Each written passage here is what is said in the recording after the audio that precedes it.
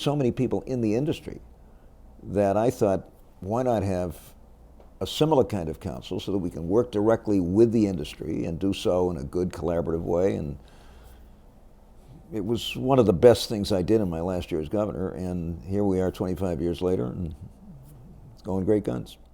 The founding of the Business Council, it was the 20th anniversary of Earth Day. There was great citizen support and awareness of the damage that had been caused from decades of neglect. Environmental law really exploded with the Clean Air Act, Clean Water Act, and other environmental legislation.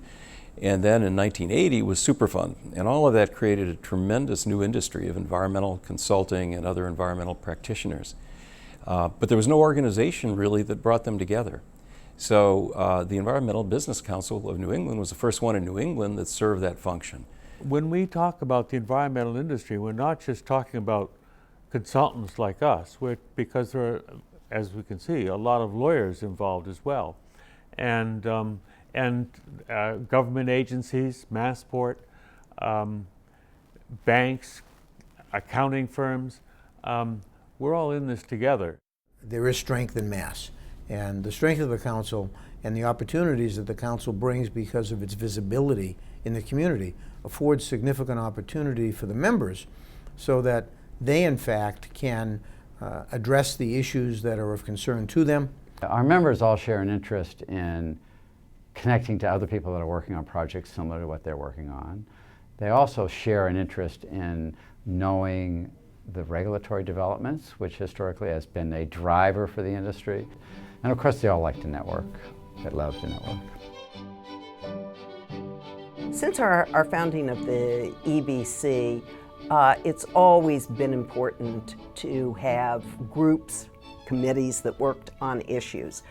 Belonging to a professional organization like the EBC is part of your education in many ways, because you cannot do your work if you're not sharing with other people. And since I have started to participate in panel programs, organized programs, and now I'm a member of the board, and I'm the chair of the Energy Resources Committee.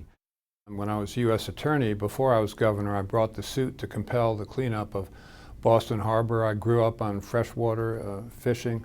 So the Rivers Protection Act, which I did with Bob Durand, the Democratic state senator in charge of it, was of personal significance to me. And that's why I personally jumped into the Charles River, and with Bob Durand not six inches behind me. The Big Dig and the harbor cleanup were two of the biggest public works projects in the history of the Commonwealth, and frankly in the history of any state. And both of them have been transformational in terms of what they've done for the city, what they've done for our economy, the wonderful recreational opportunities with the Harbor Islands, which themselves were in terrible shape when we started.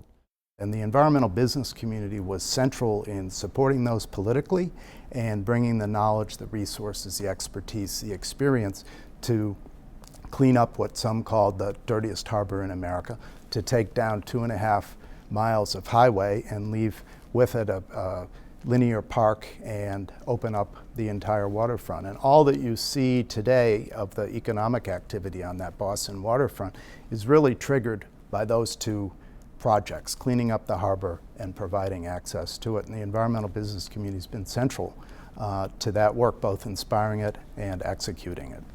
Going forward, there will be a changing of the guard. A lot of the practitioners today are people who started their practices, whether they're consulting or law, economics, in the 1970s.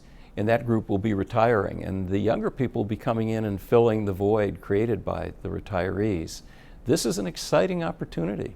So if I say anything to some fellow colleagues and to the young professionals, use the organization for the opportunity that it provides. And I mean use it. Over the last 25 years, we've accomplished a lot on the environmental protection front. But the next 25 years are going to really be up to the folks in your generation, the younger environmental professionals. So, Valerie, what do you see in the future, and why did you join EBC? So I got involved with EBC because for my clients, the environment and energy are huge challenges. The energy industry is facing enormous challenges as it tries to diversify our generation sources. You know, I find a lot of value in the people that attend these events, that are involved in this group, and I try to use them as resources as much as I can, because that's where I learn. We still have many contaminated rivers, sediments that are just nasty, and many sites like that, you know, as regulation gets more and more complex, it becomes more and more difficult and complex to do these projects, and we need to kind of maintain steam going ahead. I think we're going to start to see more computer science engineers, for one thing, involved in EBC as the tech industry continues to grow and to specialize.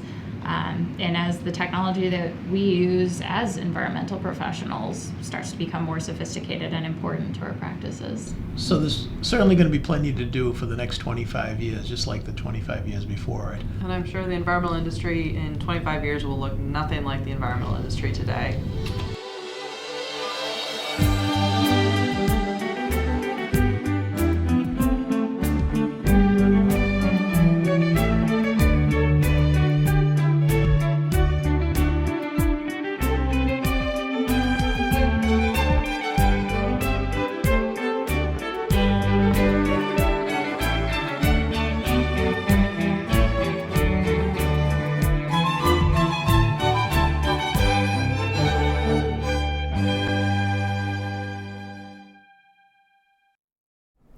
Happy birthday, Environmental Business Council. This has been an exciting 25 years.